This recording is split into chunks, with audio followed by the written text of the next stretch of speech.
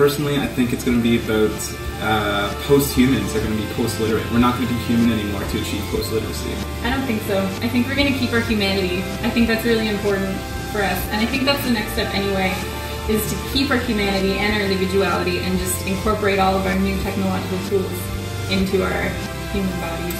Post-literacy to me would mean a loss of culture and history, and you know, even though that's maybe not a great history sometimes, it's knowledge, it's transmission across space and time. The process of evolution is going to bring us into a post-human world because of the technology that we're going to be interacting with our bodies, our minds, and everything, that it eventually will lead to kind of a rise of machines or something that will go beyond the human form.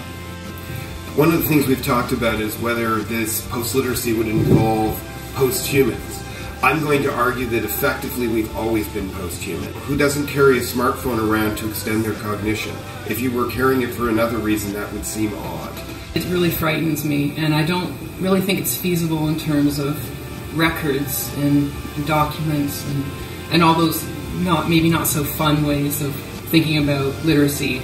Maybe we're already moving in that direction, but we just don't recognize it. And why I think this is because we already have transliteracy, which is we're trying to educate, children and people across different mediums. And so we're beginning to realize that, visual literacy, say in arts or film, or music literacy, have an important place, an important role in our understanding. And so I think in a way transliteracy is very related to post-literacy, and we're already moving in that direction. So maybe we're more post-literate than we think we are. Maybe we're looking at the same spectrum on a different timeline. Maybe we'll go post-literacy, post-human. It's all part of the same process. When I've thought about this a lot, the only way I can ever define post-literacy is in terms of what it is not. It is not literacy. But beyond that, I actually don't know what it is. I think it can be more than one thing, and that's the entire point of our project, is to actually explore what it might be, not what it will be. That's me.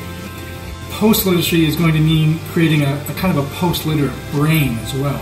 We're going to have to become a different thing in order to really take advantage of it. But my suspicion is that we're going to give up on literacy only after an extraordinary fight. It is something that is such a part of us, so deeply and intimately a part of us, that I don't think we're going to let go, even though the alternative may be extraordinarily powerful.